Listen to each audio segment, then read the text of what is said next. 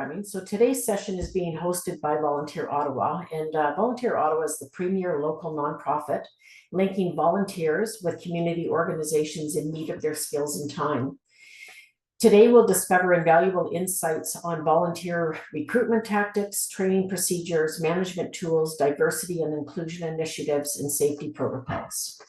I'd like to welcome our panelists. Today, we have Nadine Snowling, and she's the manager, learning and partnerships with Volunteer Ottawa. And Nadine is an experienced nonprofit manager and facilitator based in Ottawa.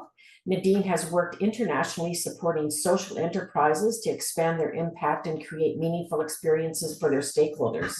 Nadine has facilitated group learning experiences in Canada, China, Ecuador, Malta, and the UK and Ireland. Most recently, Nadine worked at Food Cloud, a Dublin-based surplus food redistribution organization, as their volunteer manager, overseeing their national volunteer program. Wow.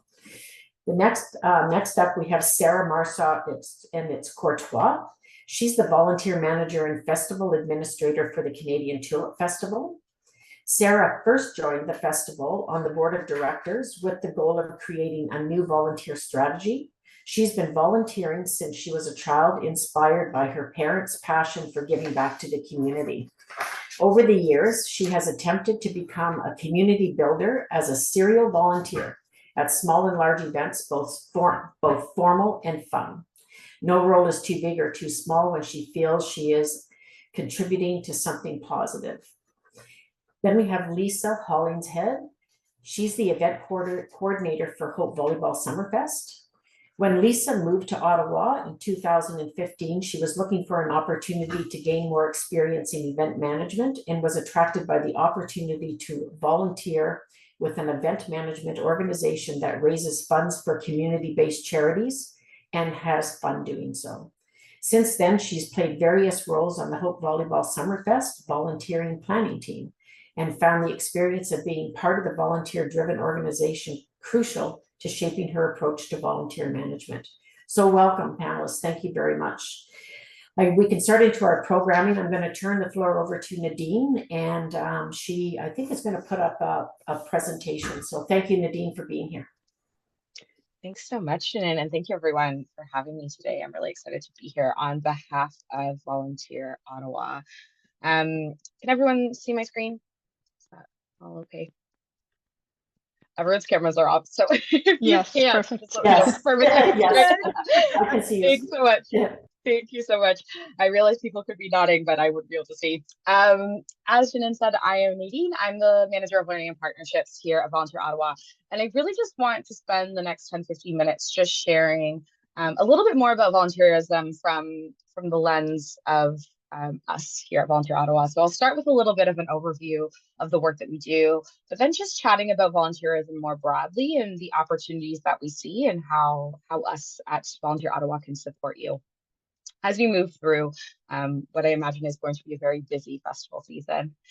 So to start, just a little bit about me. Jen gave a very kind overview just there, but I am a lifelong volunteer. I love the term that Sarah uses, and I've heard her use it before, of serial volunteer. I definitely would say that I am like that, but volunteering is just something that has been a part of my life for such a long time. I'm back living with my parents at the moment. I've just moved back to Ottawa after living away for about 10 years. And I came across this photo that you see on the screen here, which is me and my mom on the cover of a local magazine. I don't think those exist anymore. And we were collecting recycling in 1997. So it's just been something that's been a part of my life for a very long time. But I recognize that it's not something that everyone is as fortunate to have as a part of their world. So really, I'm here and part of Volunteer Ottawa just to spread the good word about volunteering and how much joy and wonder it can bring to your life. There's that example of me volunteering there when I was 5, but then I've also taken on volunteer roles in so many different ways across my life, and most recently was employed as Janine said, in Dublin in Ireland as the volunteer manager for an organization called Food Cloud.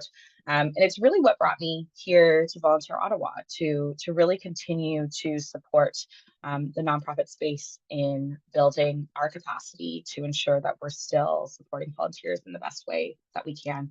And that's what we do at Volunteer Ottawa. So for those of you who don't know, we are a very small nonprofit organization who supports other nonprofit organizations to connecting them with people who are looking to volunteer. So we do this in many different ways, but ultimately we're a member-based organization. So we have 363 member organizations who are part of our network this year. This can be from organizations as small as one person up to much larger organizations doing many different things. But ultimately, we are supporting them with getting access to the 15,000 volunteers who are a part of volunteerottawa.ca. That's really how we interact and connect folks the most, is through our website. So as an individual, you can go on our website and search volunteer opportunities. And as a member organization, you can post those volunteer opportunities. But we also do quite a bit more to empower organizations to be able to have that access and for volunteers to be able to find those opportunities. We do in-person events. We actually have our in-person volunteer fair happening on the 23rd of May, so that's coming up quite soon. And then we also have a very big online presence through social media and through our newsletters. We have 4 different newsletters that we send on a monthly basis, accessing over about 24,000 people across the city. So a really fantastic way to be able to continue to promote volunteerism across Ottawa. As I mentioned, we're a member-based organization, so I will just flag to folks that if you aren't a member of Volunteer Ottawa, and I think most of the organizations who I saw on the call are already members of Volunteer Ottawa, I would recommend considering membership just as a way to continue to recruit your volunteers. If you become a member, we have you get unlimited volunteer recruitment, so you can post as many roles and opportunities as much as you want across the membership year. And this will allow you to be engaging over 15,000 volunteers on our website. And this is a growing number. It will also allow you access to free training. So something that's really a big part of your membership is gaining access to our learning opportunities. So we host about 40 workshops per year, and every single member organization gets free access to these learning opportunities, 2 free seats per organization. So a really fantastic way for you to continue growing your capacity. I know Lisa from Hope has been starting to send some of her leaders of volunteers to some of our sessions at the moment, and it's just a really fantastic way to continue to build your knowledge in the sector. And then finally, boosting your visibility, we will allow you to gain access to our network of over 24,000 individuals across our social media and newsletters. So it really will just allow you to continue to be visible to maybe folks who are outside of your existing network, but also to allow you to build your network across the sector. So that's a little bit about Volunteer Ottawa. If there are any questions or if you'd like to learn more, whether you're a member or not, please feel free to connect. I'll share my contact information after this call. But what I really want to dive into today is just to chat about volunteerism more broadly and what it looks like across the sector. I think as kind of the biggest organization promoting volunteerism in the city, I think it's just important that we utilize this platform to chat a little bit more about what we're seeing in the volunteering world at the moment. So in terms of where we stand, I think something that we know, and I think something that we probably are all feeling in one way or another, is that we know that demand for nonprofit services is higher than ever before. This really aligns with COVID and coming out of COVID, but then also, of course, inflation rapidly increasing costs while revenues in the nonprofit sector are decreasing. We know that folks are struggling to pay for things that they didn't struggle to pay for before. We know folks are accessing services that perhaps they weren't accessing before. So we know that there is a lot of pressure on the system at the moment, and we know that this is affecting folks in different ways. What we also know is that nonprofits are experiencing a relentless HR crisis, and this is in relation to staff and being able to recruit staff, but this is also in relation to volunteers.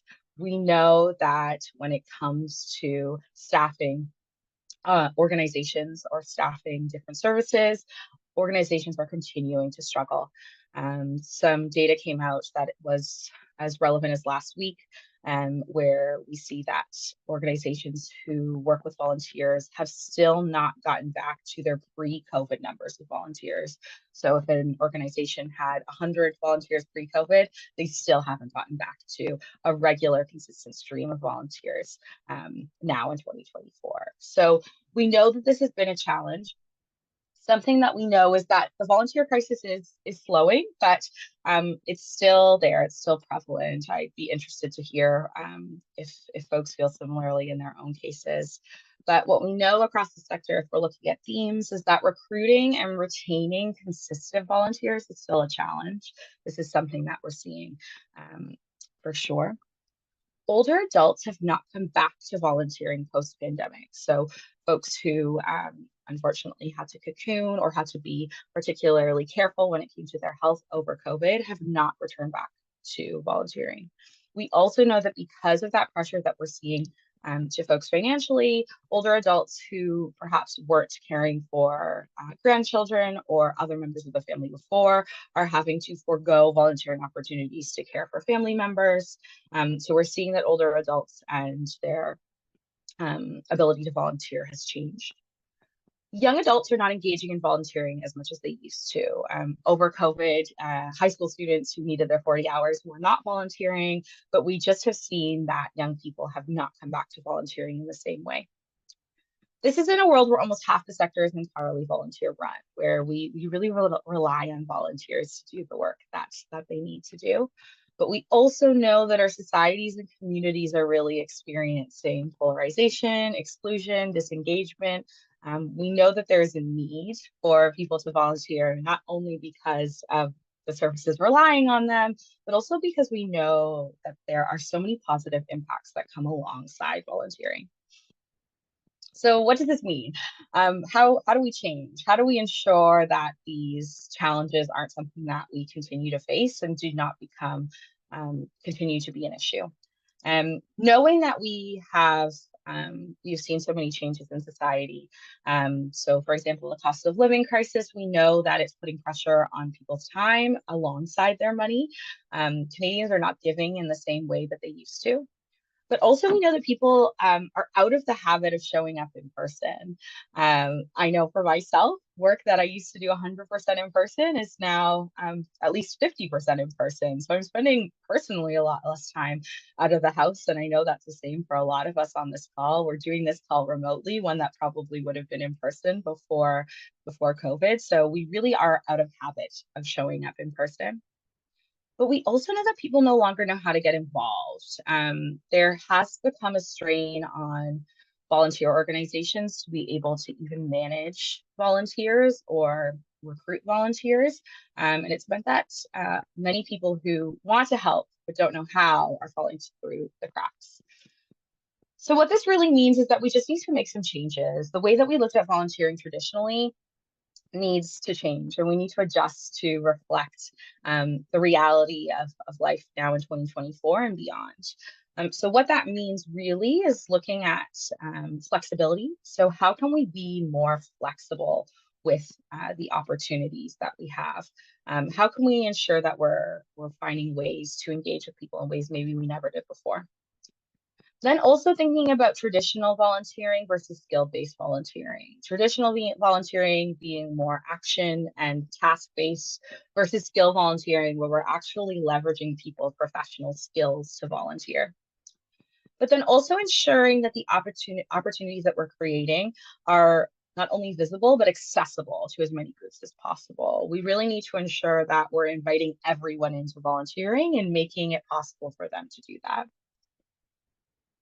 So what does that mean? I think ultimately we can look at this from every single point of the volunteer engagement cycle. So if we think about all of those different aspects of volunteering, we know that we can implement these changes across all of the different parts of the cycle. So whether that be planning, recruitment, orientation and training, supervision and monitoring, or recognition and retention, we know that there's ways that we can implement these changes in relatively simple ways in order to engage more folks in volunteering.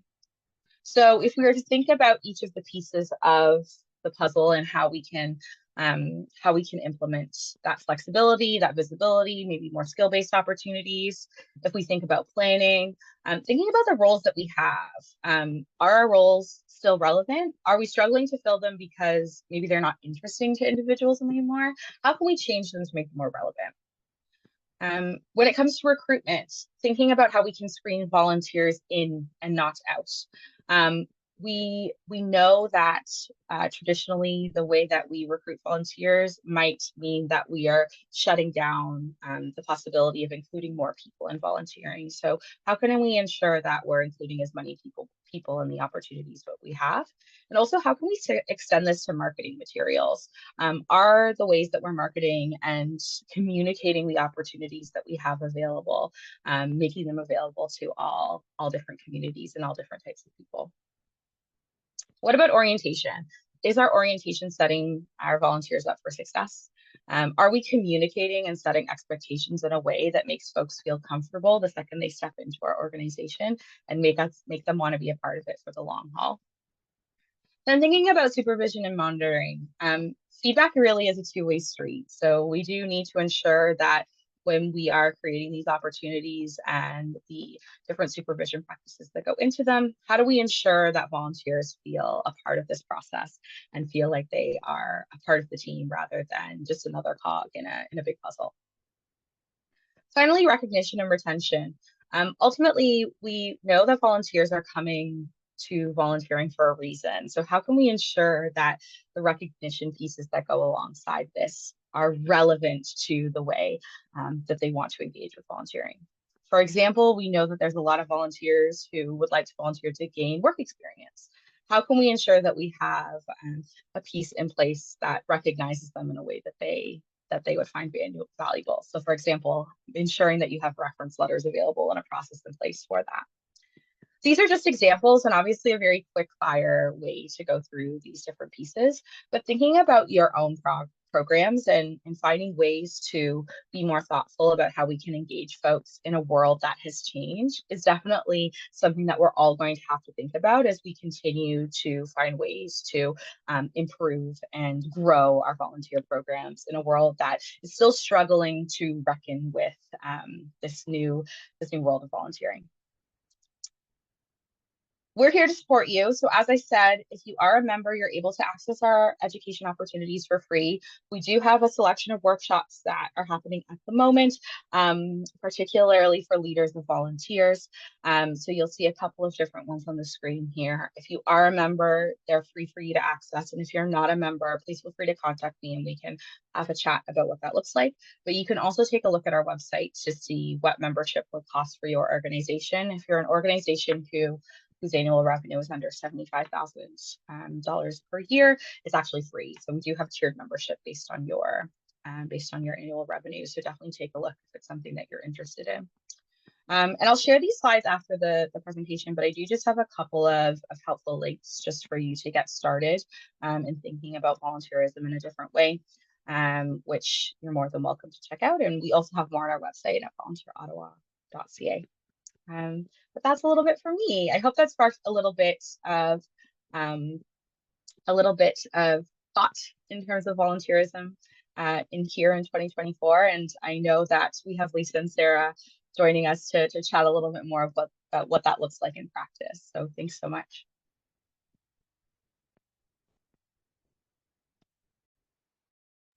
Thank you very much, Nadine. It's really interesting, the stats that you have. Did you recently put out a survey in, I think you had noted it in 2022, 23, or was it 21, 22, where you got the stats on what's happening with volunteers? Yeah, so the most up-to-date data that we have is from 2023, but Okay. anecdotally, we know that that's still relevant. There's also, I can't think of the name right now, but I'll send it after the presentation. Carleton University does like a pulse survey every month with nonprofit organizations to check in on volunteerism. And just last week, they got that back to us, and it's still showing that organizations are not recruiting volunteers in the same way that they use too. So I'll share the link to that as well in my phone. That's really interesting data. So thank you very much for sharing that. Let's move over to Sarah from Tulip Festival. You good, Sarah? Oh, hi. Yes, so I don't have a slide presentation to share. What I everything that Nadine shared is what we agree with. We've noticed some of the regular volunteers from years past just aren't returning. And some of them actually, we have a few return, and they have expressed their reluctance. They said it's very, some of the more senior people have expressed like they're still a bit uncomfortable. They want to know if it's still okay to wear a mask.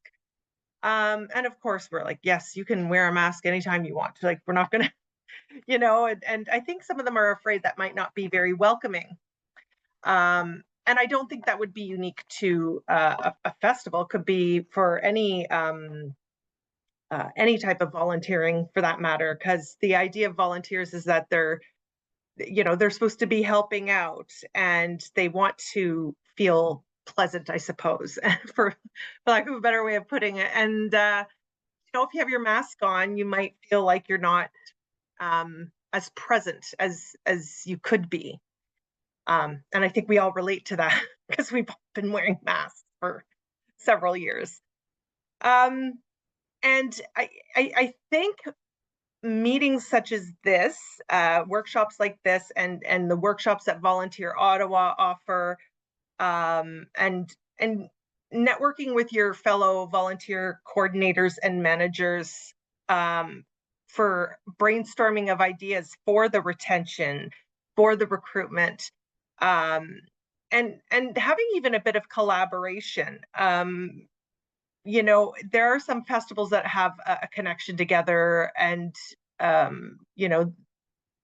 like, for example, this is how I'm trying to get where I'm going with this. Nostalgia Festival, which some of you may know, they've offered passes as for the recognition party that the Canadian Tulip Festival is holding for our volunteers, as prizes. So not for all the volunteers. We've got 550 volunteers.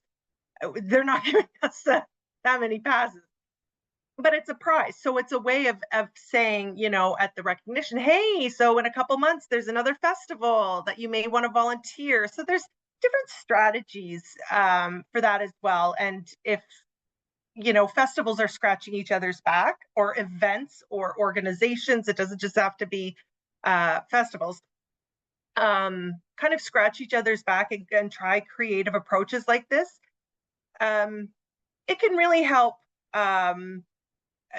not just with that recruitment, but with you're giving some weight to that event, because sometimes people are nervous about joining as a volunteer to where maybe they don't know anyone else that's ever volunteered there before. They're not getting a lot of feedback. They might not know what they're getting themselves into. So it gives some weight to that other organization to say, yeah, we know them. They're good. You can go there if you want to, as long as it's not during the same time as our events. That's okay. Right. Thank you. Are you finished? Oh, yeah. Oh, you don't have to be. I just was. No, that's good. Yeah. That's No, it's just really interesting, about the collaboration thing. Part of volunteerism and part of, being a community. Sarah hit it right on the nose, where, they're working with Nostalgia Fest, and sort of it's this community of people that are all trying to, work to the same end. And I'm just really happy to see how, different festivals and different organizations can come together to, maximize on, the resources that are around, because there are a lot of shared resources. Another example of that is Ottawa Festivals working with Volunteer Ottawa. So we had an initial meeting, and, we talked about, sharing portals, and, how can we make it so that, everybody has the same access to the same resources, and without sort of a duplication of effort, and how can that best be done. So that's really interesting. And the other thing you said, Sarah, which was interesting, was the masking, and how some of your volunteers wanted to wear masks. And from the other side of the other point of view, and with me being a little bit older, is when I go to places where volunteers are wearing masks, I think, wow, that's really great, because they're respectful of my health, and I see that as a really positive thing, because they're looking at sort of the whole health and risk management part of what they're doing, and that's how I see it. I don't see it as not being able to see their face. I see it as a respect thing, and I think it goes a long way. So you can always position it that way. So thank you. Does anybody have any questions for Sarah?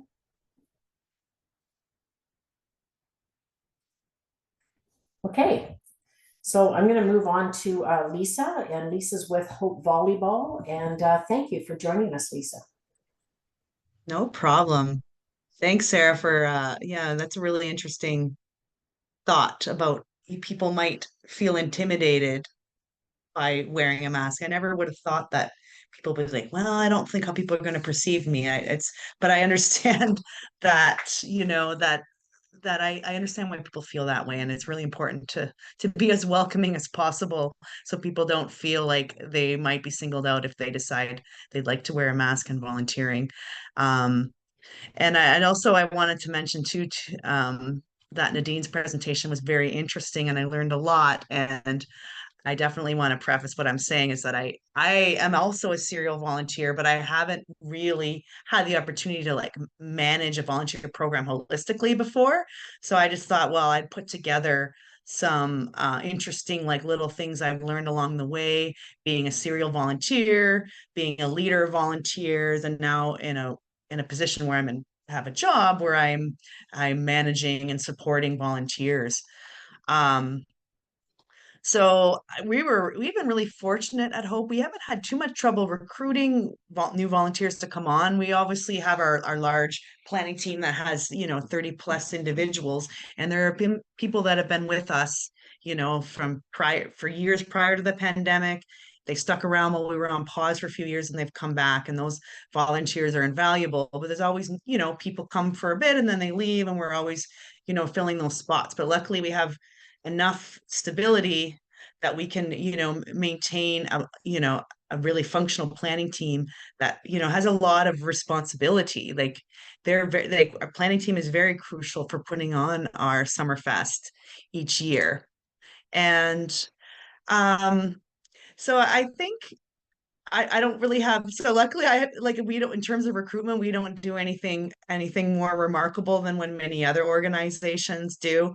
But one area that's sort of talking about like how partnerships and recruitment at the same time is being targeted with your recruitment, because so many festivals you're doing many of the same things, using Volunteer Ottawa, other social media tools to get the word out.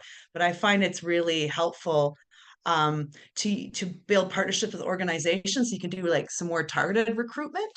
So as an example, I've been in contact I made contact through Ottawa Festival Network's great volunteer fair that was held a couple weeks ago. I was able to connect with this Ottawa Sports Council, and we had a really lovely chat, and she's going to help me connect with different recreational volleyball organizations to recruit our scorekeeping volunteers, because this is helpful. We want to welcome everyone, and you don't need experience, but it's great to have more knowledgeable about volleyball volunteers. So not only is it great a way to build partnerships in the community, and maybe who knows where the partnership can lead. Like they have a lot of good resources in terms of like inclusion and safe sport in the community that might be really good for training and learning going forward. And we can maybe help them raise their profile as well. But then we're also able to get some really some good knowledgeable volunteers to come on board, hopefully, and that will provide a good experience for everyone. And like, and one of the things that I've was made a note of from the presentation earlier is like the difference between traditional and skills-based volunteering. That's really interesting because I find when I'm, bringing on a new volunteer, what I've, and I, maybe not everyone can do this, but I have the fortunate ability to talk about my experience as a volunteer and how great it's been and how great my volunteer experience was with Hope when I'm onboarding. So I really talk about like, you know, how building the community and being part of this collaborative force and how great it is to be part of volunteer driven organization. And I almost focus more on that part of it rather than like, sitting down with someone and like going through the different like tasks that are involved with the specific role. Obviously, you should have all that information on hand, but I think like getting like sort of onboarding people into the culture is the part that I think is the most helpful. And then as people get, they buy in, you're like, yeah, I want to be part of this thing. That's why I joined up. I'm not that, I don't, the specific role is secondary. I just want to be part of this cool thing. So I try to like, really use that motivation to help people get excited and wanting to to make the commitment to volunteer with us. So yeah, so like having good resources is important, but just being available and showing your excitement when somebody new is coming on is really great. um, so another thing too that I find is really interesting is that when you have like a planning team and people come from have all different motivations as well. Like they want, some people, you're right, like I said, they just want to be part of what you're doing. They want to be part of, like in our case, supporting five or six every year great charities. um but but some people some people that they really are very task oriented. They really want to come on board and they want to learn. They want to really they want to manage their piece. And I know for Hope, there are planning team members that have huge responsibilities. Like we have a long time volunteer and board member that manages our bars and does all the tasks. He like not only is he managing volunteers on the event day, he's ordering the alcohol, he's managing like all the ice truck, and all of the logistics involved with that, just the general logistics of actually setting up the bar and how the flow works. And he's been doing that for years. So, you know what?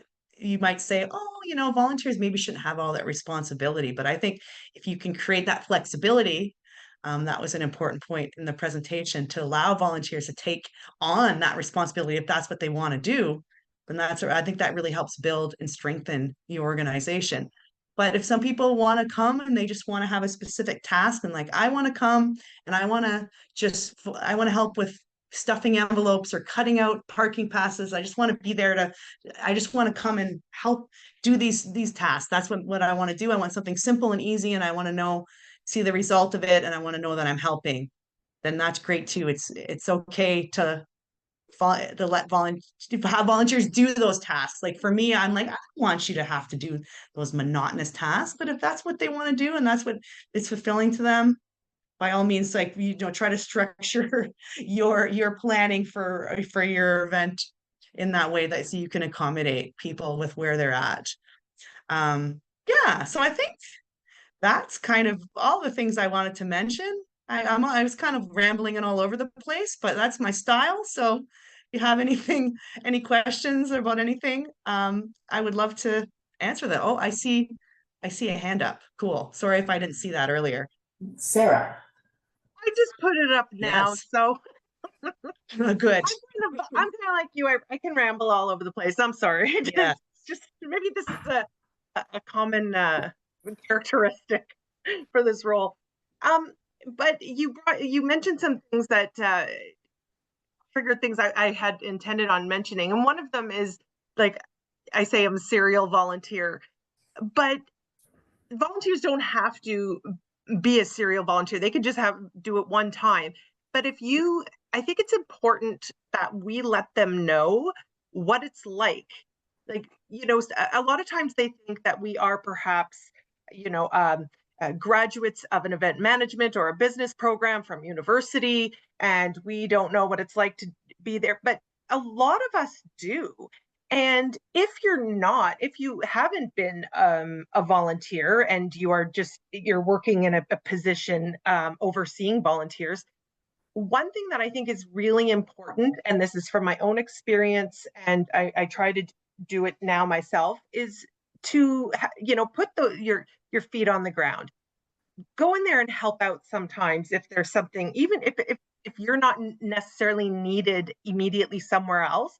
You might have your cell phone or walkie-talkie, however your event is handling it, and go in and do the same things that the volunteers are doing, whether it's selling t-shirts or being at the information desk or whatever. I think it really shows value to that position.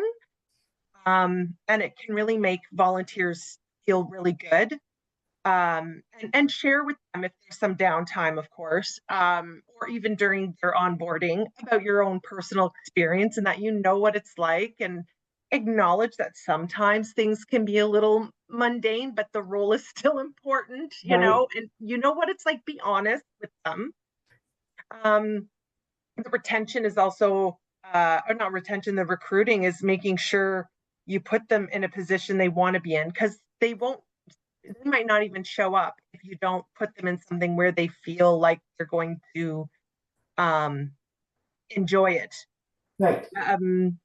And when she was talking about the bartending, I wanted to say one thing that we did with the Tulip Festival, and I know other organizations may do this as well, for the Smart Serve, which you need, offer to pay for the training if you can. I know money's tight, I get it.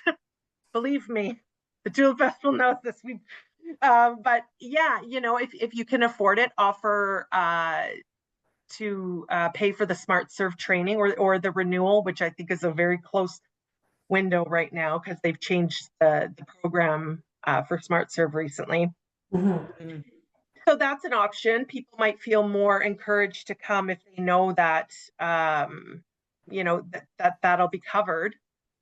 And then one other last thing about if you're looking for skills based, is I reached out to a couple of different schools. I went to Canterbury and reached out to their arts program because we have to paint the sidewalks in the Byward Market with tulips.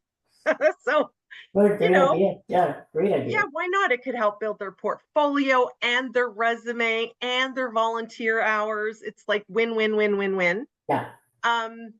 And I also reached out to Algonquin College because their events management program, they have to have some hours, work hours. So I've assigned them to shadow myself and other leadership roles for the events management and police foundations for our particular event, because we have road closures and people trying to park where they're not supposed to park, and parades and all this stuff. And so we need people that can be a little firm, and sometimes you can't assess that, how people are going to react when confronted, especially when you say, oh, you can't park here, sorry, they can get kind of aggressive. So I have all kinds of police foundations and events management Algonquin students coming. So it's, again, thinking outside of the box. Where would someone go for this skill? Go there, ask if those people want to come into you, and they might even stick around after they're finished their college program. Exactly. And I mean, that goes right back to, synergies. And Lisa talked about that as well, about the sports council and, how, there were synergies between, her sporting event and the sports council and getting together on that level. And then, Sarah, oh my gosh, so just sort of, thinking outside the box and, how can we get resources? Where can we recruit from, just based on sort of the synergies between what you're looking for and what's available out there. So I think it's brilliant, absolutely brilliant. Haley, you have your hand up. Yeah, thanks. I think everyone had so many valuable insights to share, so thank you. Even as someone that's not directly involved in managing volunteers, it's helpful information to hear kind of what the trends are and some ideas around it. I guess I'm wondering, just an open question for everyone. There are kind of two main things with volunteer management. It's first the recruitment, and then of course retention. I think all of you talked on this at one point or another in your presentations. I'm wondering how you manage the balance between you know, the resources you spend and the time and energy you spend on recruitment versus retention, because you want to make sure that your festival is covered each year and has enough people, and prioritize getting, you know, names on lists and names assigned to different areas.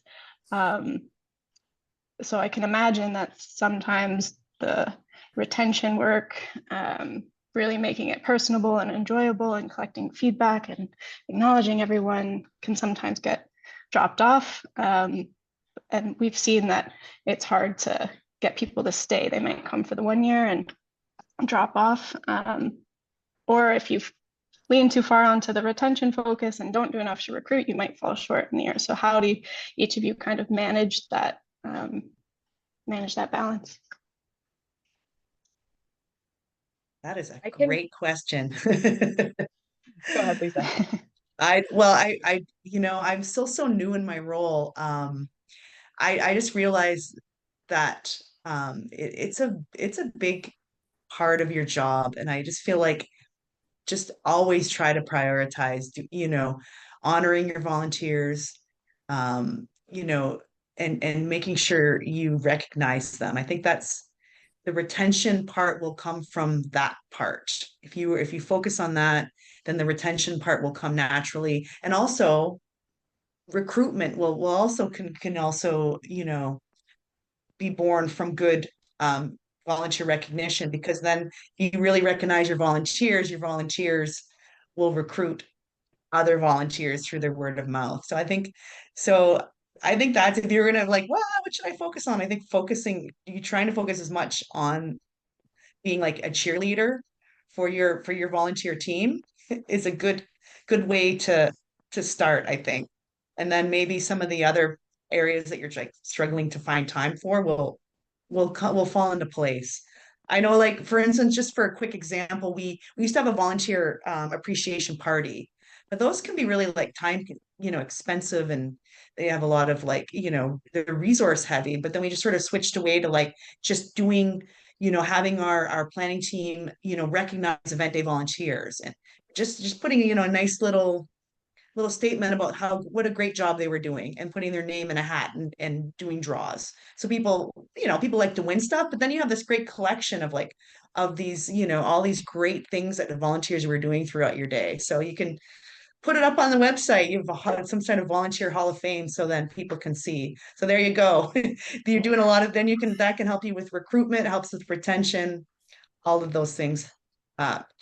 So Lisa, you I had think said, that's my, yeah, at the beginning, when you were approach. talking, you had talked about, you know, your onboarding, and I circled this word called culture. So you're creating this culture, and I think that sort of answers both. I mean, you know, because there is a culture, and because, you know, you create this culture, you know, you're creating a bond between the people that are volunteering. They're bringing in new volunteers because they belong to this amazing culture, and then of course it retains them. So you're sort of getting it at both ends. And I think the whole culture thing is, you know, is a really, you know, it's a really good word, you know, that we should be thinking about when we're recruiting volunteers. And, you know, who doesn't like, you know, even working in a good culture where, you know, every day that you go to work and you just sort of feel, you know, uplifted by, I mean, it's not realistic to get that every single day, but just that you're in this, you know, this culture, you know, it's everything. That's all. I can't think of another word, you know, that I can match, you know, to culture, but it's brilliant. Yeah. I also think, Janine, that's a great point, because it relates to the greater organization. I think volunteering often kind of sits on its own as part of what we do, but ultimately when you have a great program or a great event, full stop, that makes people want to be a part of it and want to volunteer. So I think it's also remembering that volunteering is part of the bigger picture within an event or an organization, and how we ensure that they're they're honored, and the importance of them is recognized by staff members, by the people who benefit from the services, because sometimes they do get forgotten. Often this happens in organizations that are doing volunteering really well. You forget how impactful it is to have such a big group of people who are giving their time to support. So I think just remembering how volunteering fits into the whole is big. But I think also on your point, Lisa, I think the thing with recruitment and retention is that they do go hand in hand. Ultimately, great recruitment means that you're going to have great volunteers that you're probably going to be able to retain because you're spending time and being intentional with who you're choosing. So I think it all comes back to me is to planning. It's just being as intentional as possible about how you're going to welcome someone into your organization and then ensure that they're going to want to stay there. I think often volunteering can be something where we know we need to fill 500 shifts, so we're just going to find warm bodies to put into those positions, and that's going to be that. Which definitely sometimes just we have to do. I definitely recognize that that's necessary sometimes, but when we have that opportunity to be intentional about who we're recruiting, in ways retention happens on its own, right? It's good people staying part of a good thing. So yeah, definitely two very, very important pieces that are interconnected. Yeah, absolutely. I think the recruitment piece of it that Haley was saying, how do we I think the word you used was like cost, and at what cost do you do this? Because all these organizations, none of us have much money anymore. Not that we ever had tons, but you know what I mean? Yeah. But I think it's really networking. You need to, again, think outside the box. I went right to Canterbury. I know they need high school hours. I went to Algonquin. These people have skills. Posted on the Volunteer Ottawa website. There's a Facebook page that I actually shared with, I think it was, oh gosh, I forget which organization it was, but it was at the fair at Saint Laurent a few weeks ago. But I said, there's one particular Facebook group that if you're going to recruit, this is like how you get the good folks. Like, this is where all the top volunteers kind of hang out in the city. And I think once you get, I think it was either Lisa or Nadine that said it, they talk to each other. The volunteers will say, this is a great experience. So if you put it out there, that people that are looking to volunteer will find it as long as you use the resources that are there, and you don't need to put an ad on TV or on pay to put it on a website, or even to boost it necessarily, on Facebook. I shared it with my friends, and I said on Facebook, my own friends, I am recruiting for this. Share this with your friends. And it's like, and they tell two friends, and so on, and so on, and so on. It expands, and people are sharing your post that there's that need. So, and especially, like, I had to recruit, and I had a very hard recruitment because I'm also on the planning committee for the Bose 5K for ovarian cancer Canada, and that takes place in Vankleek-Hill. And we don't have any money to pay for you to get out there. We're not getting a bus of volunteers to come out. I actually have to encourage people to come to Vankleek-Hill to volunteer. So, and I think I'm like 3 people short, which I can work with, and you just have to use social media. That's a good one. Yeah. And network. That's how I get most of the people for events that I'm involved with, and that's how I get recruited into.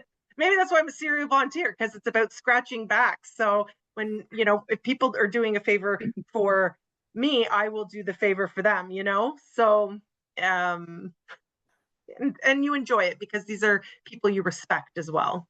Yeah, for sure.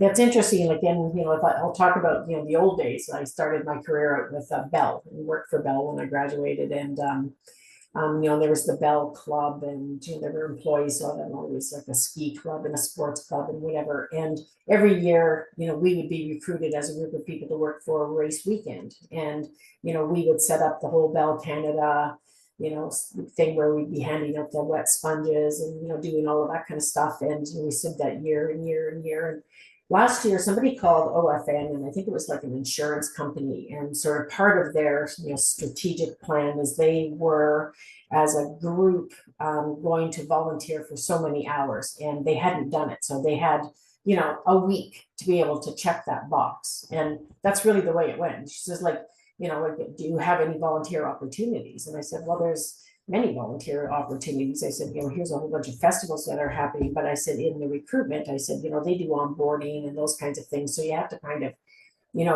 volunteer, a month ahead of time or a couple of weeks ahead of time. But I said, think outside the box, like think outside, food banks and, those kinds of things. Like it doesn't always have to be, a fun festival or a blues fest or like there's such a big need. And so, you just all have to think, bigger where we're going to get our resources from and, how we can infiltrate and, contribute, overall to, the need for volunteers in the city. So.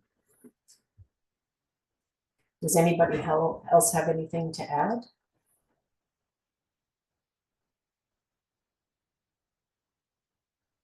I think we're going to cut it.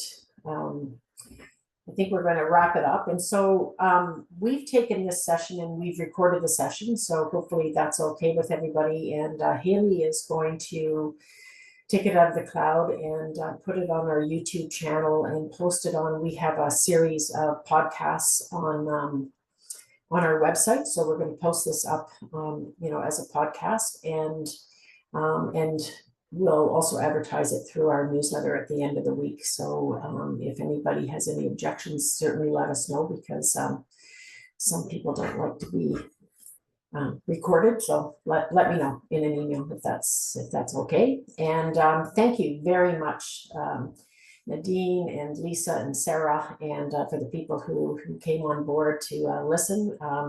Fabulous, like really great information, and hope to see you again soon, and good luck with your festivals. Take care. Thank you very much. Okay, bye. Thank you. Bye, everybody. Everyone.